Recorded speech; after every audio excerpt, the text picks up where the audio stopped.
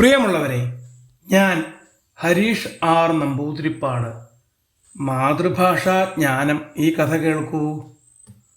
മോളെ ശ്രദ്ധേ, വേഗം എഴുന്നേൽക്കൂ, നേരം വെളുത്തു. അമ്മ ശ്രദ്ധ മോളെ വിളിച്ചു. മമ്മി, എന്താണിത്? ഈ പഴഞ്ചൻ മലയാളത്തിൽ വിളിക്കാതെ മമ്മിക്ക് എന്നെ ഇംഗ്ലീഷിൽ വിളിച്ചുകൂടെ?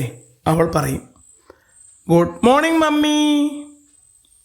അവളുടെ അച്ഛൻ എപ്പോഴും പറയും, മോളെ, മാതൃഭാഷ ജന്മനാടിൻ്റെ ശ്വാസമാണ്, നീ മലയാളം മറക്കരുത്. പക്ഷേ ശ്രദ്ധ കളിയാക്കി ചിരിക്കും. അച്ഛാ, എനിക്ക് മലയാളം തീരെ ഇഷ്ടമല്ല, എന്തൊരു ബോറാണ്. കാലം കടന്നു. ശ്രദ്ധ ഇംഗ്ലീഷിൽ ബിരുദാനന്തര ബിരുദം നേടി.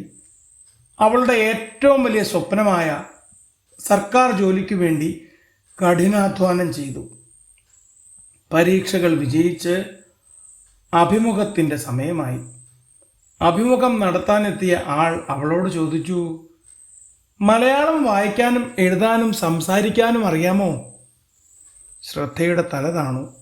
എങ്കിലും അവൾ പുഞ്ചിരിയോടെ മറുപടി പറഞ്ഞു, സാർ, കുറച്ചു മാത്രം. ഉദ്യോഗസ്ഥൻ പറഞ്ഞു, രക്ഷയില്ല കുട്ടി, ഭരണഭാഷയായ മാതൃഭാഷയിൽ മോൾക്കൊട്ടും പരിജ്ഞാനമില്ല.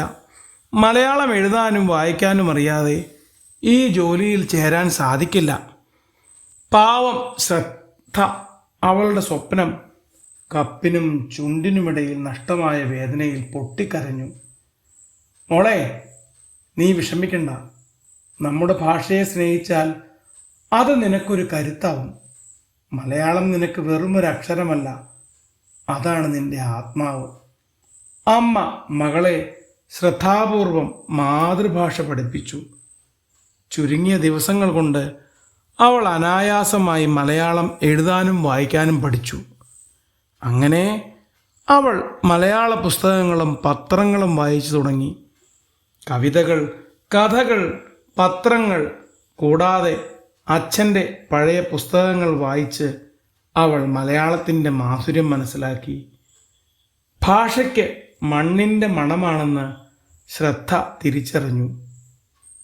താൻ വിജയിച്ച അടുത്ത പരീക്ഷയുടെ അഭിമുഖത്തിന് ആത്മവിശ്വാസത്തോടെയാണ് ശ്രദ്ധ പങ്കെടുത്തത്. മലയാളം എൻ്റെ മനസ്സിൻ്റെ ഭാഷയാണ് സാർ.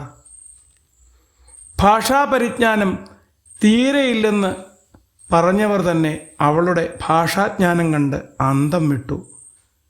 ജോലി ലഭിച്ച ശേഷം ശ്രദ്ധ തൻ്റെ ഡയറിയിൽ മനോഹരമായ കൈയക്ഷരത്തിൽ ഇങ്ങനെ എഴുതി, മലയാളം എൻ്റെ അഭിമാനം.